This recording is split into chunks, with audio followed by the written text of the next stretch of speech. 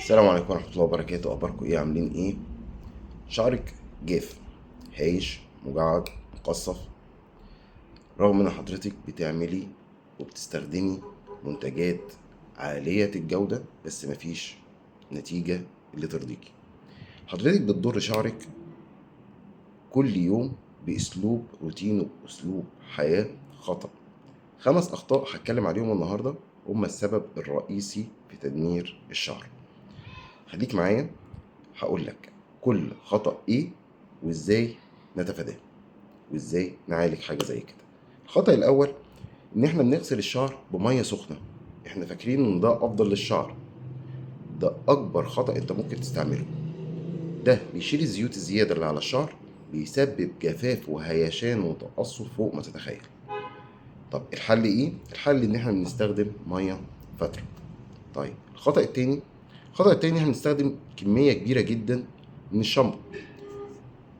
آه، الشعر اللي مش محتاج ان احنا ننضفه بالقوة دي. دي مش بيبقى نظافة اكتر ولا افضل، بالعكس احنا بندمر الشعر. بندمر الشعر ازاي؟ ان احنا لو كمان بنستخدم شامبو فيه سلفيت، ده احنا كده بنقتل الشعر تماما. كمية كبيرة من الشامبو آه، بتعمل جفاف لفروة الراس، وبتعمل جفاف للشعر، بتشيل بقى كل الزيوت المفيدة للشعر بشكل فظيع. الحل ايه؟ الحل ان احنا نستخدم شامبوهات خاليه من السلفيت، نستخدمه بكميه قليله، ونستخدمه مرتين بس في الاسبوع. لكن مش كل يوم استخدم شامبو. عايز تغسلي شعرك كل يوم اغسليه بميه بس، وميه فتره زي ما احنا قلنا. لكن هنستخدمه كل يوم الشامبو ويبقى في كمان في سلفيت، دي كده انا بموت الشعر تماما. يبقى حلها ان احنا نستخدم كميه بسيطه جدا مناسبه ان احنا نغسل بيها الشعر مرتين بس في الاسبوع، ويكون خالي من السلفيت. الخطأ الثالث ان احنا بنسرح الشعر وهو مبلول. تسريح الشعر وهو مبلول، الشعر وهو مبلول ده بيبقى في اضعف حالات قوته. ازاي؟ الشعر بيبقى فيه بعد البلل بيبقى فيه تشابك. حضرتك بقى بتبقى ماسكه المشط وعايزه تسلكي الشعر ده بقوه وبعنف جدا، بيسبب بقى تساقط الشعر، تقصف الشعر، بنوقع الشعر بشكل فظيع. آه، الافضل لينا او الحل بتاعه ان احنا بنستخدم مشط واسع، بنخلي الشعر آه، شبه جاف. يعني نحاول نجففه على قد ما نقدر بفوطه، مش بالسشوار ولا الكلام ده كله. احنا بنتكلم بفوطه وننشفه كويس جدا. بنطبطب على شعرنا بمعنى اصح، لكن مش بندعك شعرنا بالفوطه عشان ده بيزود برضو التساقط. الخطأ الرابع ان احنا بنستخدم سشوار او بيبيليس او مكوى بشكل فظيع بدرجات حراره عاليه جدا وعدد مرات كتير جدا.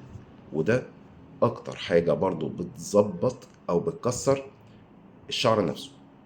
بيعمل ايه؟ بيزود التقصف. يعني تلاقي الشعرايه في اخرها مقسومه اتنين تلاته، شكلها مبيبقاش ظريف. الافضل ان احنا نستخدم السشوار او البيبيليس او المكوى بكميات بفترات قليله، بعيده جدا عن بعض. مش كل يوم استخدم المكوى او استخدم السشوار.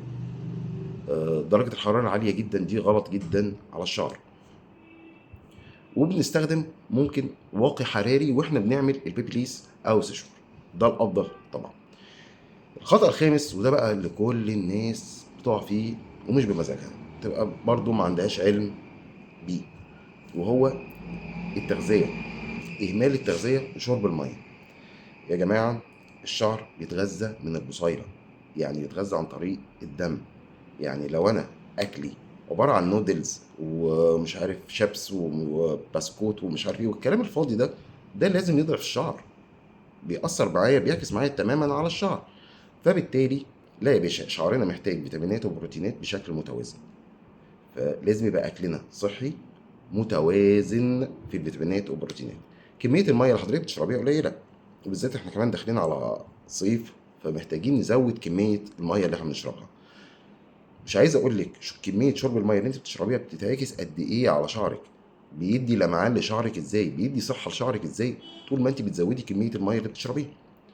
يبقى حلها ان احنا نعمل غذاء متوازن، اكلنا يبقى متوازن فيتامينات وبروتينات، وشرب كميه كافيه من الميه يوميا. عايزك تقولي لي انت كام خطأ من ال5 دول حضرتك بتعمليهم، ولا ال5 مع بعض بتعمليهم مع بعض؟ اكتبي لي في التعليق انت بتعملي ايه، وهنشوف الحل مع بعض ازاي نحل مشاكل الشعر مع بعض. ما ننساش نشترك في القناة ونفعل الجرس لو انت مش مشترك.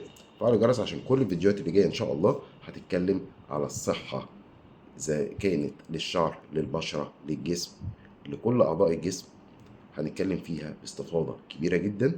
ويا رب تستفادوا من الحلقة دي، تستفادوا من الحلقات الجاية، وبرضو من الحلقات اللي موجودة على القناة. لو تابعتوها هتلاقوا إن فيها حاجات مفيدة جدا ليكم. أشوفكم إن شاء الله في حلقة جديدة بإذن الله. أشوفكم على خير. السلام عليكم.